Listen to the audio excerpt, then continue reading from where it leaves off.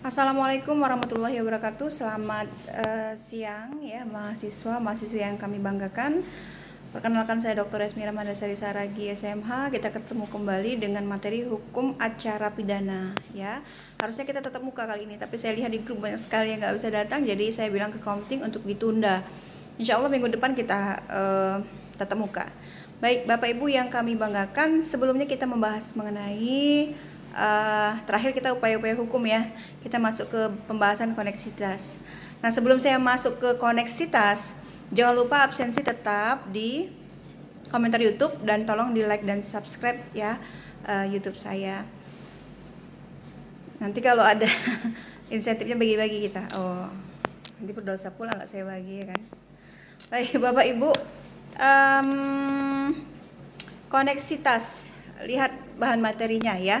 Tindak pidana yang dilakukan secara bersama-sama oleh orang-orang yang termasuk pengadilan umum dan pengadilan militer. Tim tetap gabungan berupa penyidik polisi militer, penyidik militer. Jadi pada dasarnya perkara koneksitas diperiksa dan diadili di pengadilan militer. Namun dapat dilakukan oleh peradilan umum dengan catatan hakim anggota peradilan berasal dari militer dan umum secara berimbang ya. Jadi ada pengawasan pelaksanaan putusan pengadilan. Sistem peradilan terpadu, jadi integrated criminal justice system ya. Pengawasan perkembangan perilaku narapidana di lembaga pemasyarakatan. Oke, Bapak Ibu. Selanjutnya kita membahas mengenai ikhtisar hukum acara pidana. Ada pengertian umumnya. Hukum pidana, hukum acara pidana.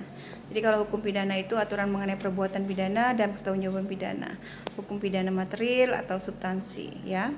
Kemudian ada hukum acara pidana mengenai bagaimana cara atau prosedur untuk menuntut orang yang disangka melakukan pelanggaran hukum pidana atau hukum pidana formil ya. Jadi lebih populernya kalau hukum pidana formil ini disebut KUHP sumber hukumnya. Kemudian kalau material itu KUHP ya.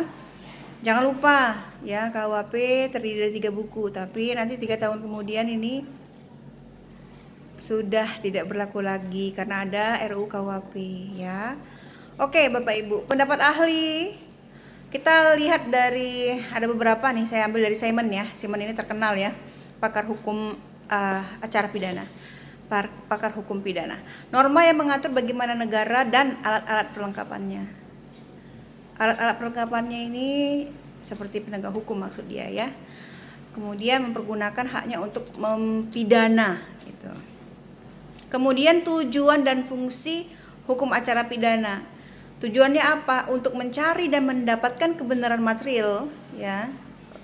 Kalau tidak mendapatkan secara 100% setidaknya mendekati gitu ya.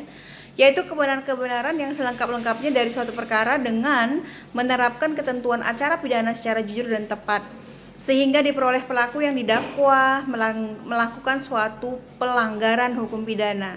Untuk selanjutnya meminta pemeriksaan dan putusan dari pengadilan apakah pelaku tersebut dapat dipersalahkan dan dimintai pertanggungjawaban pidananya. Ya, ini untuk hukum tujuan dan fungsi hukum acara pidana. Kemudian sebagai pedoman bagi negara melalui perangkat kekuasaan yudikatif dalam memproses pengungkapan kebenaran dari suatu pelanggaran tindak pidana. Ya. Jadi para pihak yang terlibat dalam hukum acara pidana ada beberapa, yaitu yang pertama setiap orang. Apa ini maksudnya setiap orang? Yaitu sebagai saksi atau ahli. Siapa yang dikatakan ahli?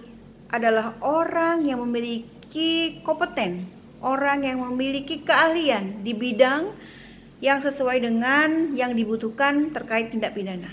Ya. Kemudian yang kedua ada pejabat penyidik dan atau penyelidik.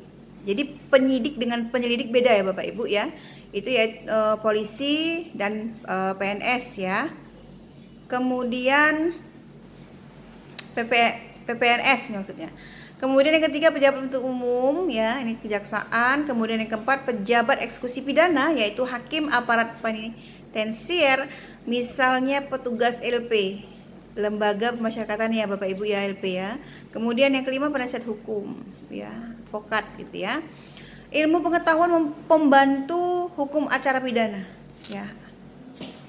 Kenapa hukum acara pidana butuh bantuan ilmu pengetahuan lain? Karena hukum acara pidana bertugas mengungkap kebenaran yang utuh atau selengkapnya. Misalnya apa? Melalui logika, psikologis, kriminalistik, psikiatri, kriminologi, TI ya, teknologi informasi ya. Logika berpikir dengan akal ya, yang dipakai adalah sebab akibat, aksi reaksi, kemudian hipotesis, antitesis. Kemudian bermanfaat dalam persangkaan, menghubungkan beberapa fakta dan data, orientasi, hipotesis, verifikasi. Ini fakta dan data Bapak Ibu sangat penting sekali untuk mengungkapkan kasus. Kemudian psikologi, ilmu tentang perilaku memperlakukan psikis seseorang secara tepat.